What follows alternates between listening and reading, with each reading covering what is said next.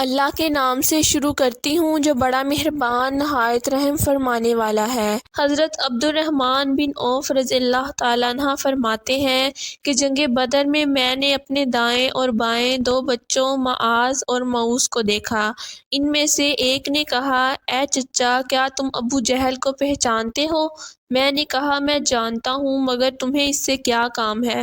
انہوں نے کہا، ہم نے سنا ہے بے شک وہ رسول اللہ صلی اللہ علیہ وآلہ وسلم کو گالیاں دیتا ہے۔ اتنے میں نے ابو جہل کو گھوڑا میدان میں دوڑاتے ہوئے دیکھا تو میں نے ان دونوں بچوں سے کہا کہ یہ ہے جس کے متعلق تم پوچھتے ہو۔ یہ سن کر ہی وہ دونوں بچے اپنی تلواریں میان سے نکال کر بازوں کی طرح جھپٹے اور ابو جہل سے بھڑ گئے، یہاں تک کہ اسے قتل کر دیا۔ پھر دربار رسالت مآب صلی اللہ علیہ وآلہ وسلم میں حاضر ہو کر عرض کی کہ دشمن خدا اور رسول کو ہم نے مار ڈالا ہے۔ اس پر نبی کریم صلی اللہ علیہ وآلہ وسلم نے فرمایا کہ تم دونوں میں سے کس نے اس سے قتل کیا ہے؟ تو ہر ایک نے دعویٰ کیا کہ میں نے اس ظالم کو قتل کیا ہے۔ آپ صلی اللہ علیہ وآلہ وسلم نے ارشاد فرمایا کہ کیا تم نے اپنی تلواروں کو صاف تو نہیں کیا؟ عرض کیا، نہیں۔ دونوں نے اپنی تلواریں دکھائیں۔ حضور سید دو عالم صلی اللہ علیہ وآلہ وسلم نے تلواریں دیکھ کر فرمایا، تم دونوں نے اس کو قتل کیا ہے۔ مگر ابو جہل مردود کا سلب حضرت معاذ کو دلایا گیا اور اس کا ذکر بخاری شریف میں ہے۔ اس کے بعد نبی کریم صلی اللہ علیہ وآلہ وسلم نے فرمایا، کون ہے جو جا کر ابو جہل کی خبر لائے؟ اس پر حضرت عبداللہ مسعود رضی اللہ تعالیٰ عنہ تیار ہوئے۔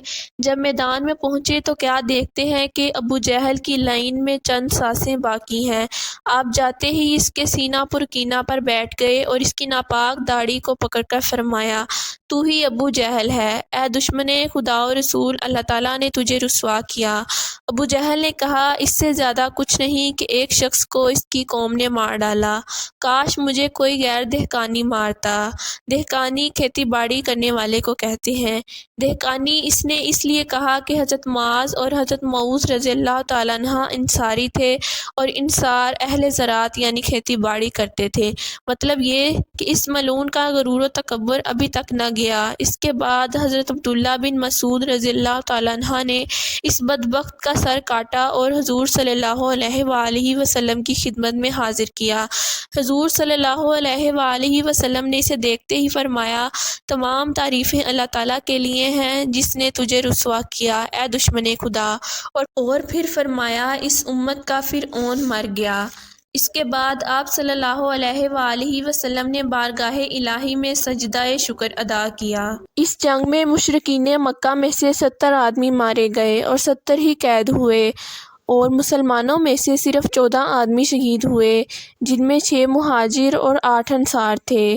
حضور سید دو عالم صلی اللہ علیہ وآلہ وسلم کے حکم کے مطابق 24 سرداران قریش کو بدر کے ایک کنویں میں پھینک دیا گیا اور حضور صلی اللہ علیہ وآلہ وسلم کا دستور تھا کہ جس جگہ فتح و نصرت حاصل ہوتی وہاں 3 روز قیام فرماتے۔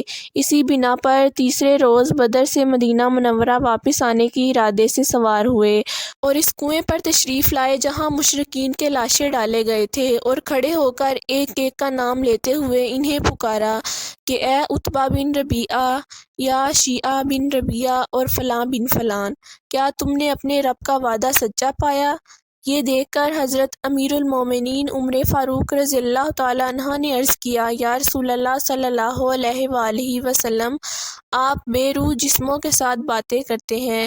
اس پر حضور صلی اللہ علیہ وآلہ وسلم نے فرمایا، جو بات میں کہتا ہوں تم اس سے زیادہ نہیں سنتے، یعنی وہ جواب نہیں دے سکتے، سنتے تم سے زیادہ ہیں۔ کفار کے 70 آدمی قید کیے گئے، انہیں رسیوں سے مضبوطی سے باندھ دیا گیا۔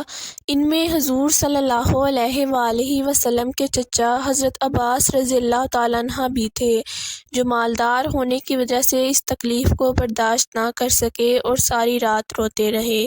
جس کی وجہ سے نبی کریم صلی اللہ علیہ وآلہ وسلم کو بھی نیند نہ آئی۔ ایک صحابی نے عرض کیا، یا رسول اللہ صلی اللہ علیہ وآلہ وسلم، رات کا کافی حصہ گزر چکا ہے مگر آپ سو نہیں رہے۔ تو حضور صلی اللہ علیہ وآلہ وسلم نے فرمایا، مجھے اپنے چچا عباس کے کراہنے کی آواز آ رہی ہے، جس کی وجہ سے نیند نہیں آئی۔ بالآخر اس صحابی نے پوچھا، یا رسول اللہ صلی اللہ علیہ وآلہ وسلم، پھر کیا کرنا چاہیے؟ فرمایا، ان سب کے بند ڈھیلے کر دیے جائیں۔ یہ تھا رحمت للعالمین کا حسن سلوک کہ وہ دشمن جو عرصہ دراز سے آپ کو تکلیفیں دیتے آ رہے تھے، لیکن آج ان کی تکلیف آپ کو برداشت نہ ہوئی۔ اس کے بعد رسول اللہ صلی اللہ علیہ وآلہ وسلم نے قیدیوں کے بارے میں صحابہ کرام رضی اللہ تعالیٰ عنہم سے مشورہ کیا کہ ان سے کیا سلوک کرنا چاہیے۔ حضرت ابوبکر صدیق رضی اللہ تعالیٰ عنہ نے عرض کی، یا رسول اللہ صلی اللہ علیہ وآلہ وسلم، ان سے فدیہ لے کر چھوڑ دیتے ہیں، یہ توبہ کر لیں اور اسلام لے آئیں۔ پھر حضرت عمر فاروق رضی اللہ تعالیٰ عنہ نے عرض کیا، اے آقا، انہیں قتل کر دینا چاہیے، کیونکہ یہ سب کافر اور کافروں کے سردار ہیں۔ ہر ایک کو ان کے رشتہ دار کے حوالے کر دیا جائے تاکہ وہ انہیں خود قتل کر دیں۔ مگر رسول اللہ صلی اللہ علیہ وآلہ وسلم نے حضرت ابوبکر صدیق رضی اللہ تعالیٰ عنہ کی رائے کی طرف میلان فرمایا اور اعلان فرمایا کہ فدیہ ادا کرتے جاؤ اور آزاد ہوتے جاؤ۔ ان میں جو غریب تھے، ان کی یہ ڈیوٹی لگائی گئی کہ وہ مسلمانوں کے بچوں کو پڑھنا لکھنا سکھا دیں اور آزادی کا پروانہ حاصل کر لیں۔ حضور صلی اللہ علیہ وآلہ وسلم تمام قیدیوں سے فدیہ لے رہے تھے، مگر جب آپ صلی اللہ علیہ وآلہ وسلم کے چچا حضرت عباس کی باری آئی تو آپ صلی اللہ علیہ وآلہ وسلم نے فرمایا، چچا جی، فدیہ ادا کرو اور آزاد ہو جاؤ۔ مگر وہ کہنے لگے کہ میرے پاس تو کچھ نہیں ہے، فدیہ کہاں سے لاؤں؟ آپ صلی اللہ علیہ وآلہ وسلم نے فرمایا، چچا جی، فدیہ ادا کرو۔ اس پر انہوں نے کہا، کیا آپ یہ چاہتے ہیں کہ آپ کا چچا لوگوں سے بھیک مانگے اور لوگوں کے آگے ہاتھ پھیلائے؟